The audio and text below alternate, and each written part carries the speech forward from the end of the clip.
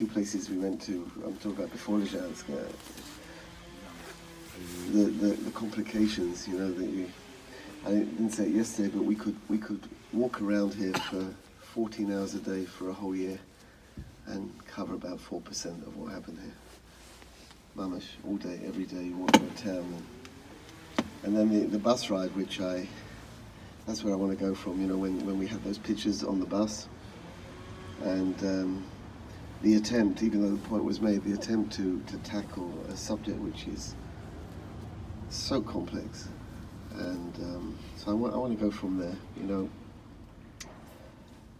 Amalek wasn't the only child of Esav.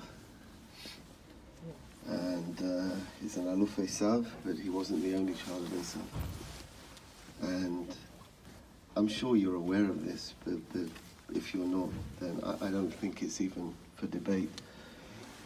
When Hitler got to power in 1933, he didn't get to power because most Germans hated Jews. They didn't vote for Hitler because of his racial policy. It's shtuyot.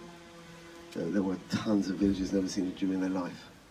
It was his other policy, you know. He brought order to Germany, and it's true that when you look at certain, even those group of people we looked at yesterday, I don't know anything about Mengele, but some were ideologues, some weren't ideologues, you know. Nothing of it had to do with religion. Nothing. He had problems with the church as well, but nothing of it had to do with religion. But Esav had other children. He didn't only have Amalek, and those other children really came together with Amalek in the Holocaust. And the comment that Jeremy said, which I think I believe to be true.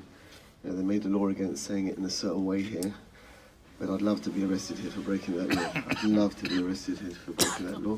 But they're right. They're not Polish death camps because the Polish didn't make the camps. But it's much more complicated because he could not have built those camps in Germany. You know that. He could not have built Auschwitz in Germany. Why?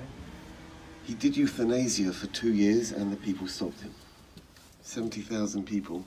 They wouldn't. It's just not the culture. He couldn't do it, and I think and he didn't try. You know, he had the camps, but a death camp, a factory. But I don't believe it was even on the horizon. He wouldn't do it there. So why could he do it here? And here we missed it. We missed it on our trip, but it's a shame we missed it. But we tried to hit different subjects in each place we go. Religion is a subject that we want to touch upon here. I want to tell you a story, which is a true story. At least a testimony was given at the Eichmann trial. You remember that Rav Perez read that little piece about Chaim by the Kever Achim at Lupachova. So, you know, when they shot Jews at Kivrei Achim, they were firing squads. They didn't always kill them. You know, they shot them. The impact might have hit them on the shoulder and they fell back. They might have jumped in, you know, they might have just jumped backwards. In smaller places they went and they shot them in the head afterwards, but otherwise they just fell and people fell on top of them. And the reason the ground was moving is people were still alive and they were asphyxiated by in the end. That's how they died in the end, but they were alive when they left. And it just so happened on more than one occasion that the Germans, they finished their work at the end of the day, or the Ukrainians finished their work at the end of the day, and they left. They had more to do the next day, and there were people at the top of the pile. And there are a number of stories like that, and one of these stories was a testimony. I'm telling you how it's said in the testimony at the Eichmann trial. A Jewish man crawls out of the pit. He's naked, and he's covered in blood, and he makes it back to a village nearby. And he knocks on the door, and a woman answers the door, and he says, you know, help me, you know, I need help, you know, you can see what's going on. And she says, go back to your grave, you filthy Jew. So he moves on, and he gets to another house, same thing, same response. On the third occasion, a Jewish cop, he says, opens up his arms, says, I'm Jesus, I've come back to redeem the Polish people. True story. True story. She took him in, she washed him up, she clothed him. That's how he got out. That's it. we're dealing with something here, a very, very religious people.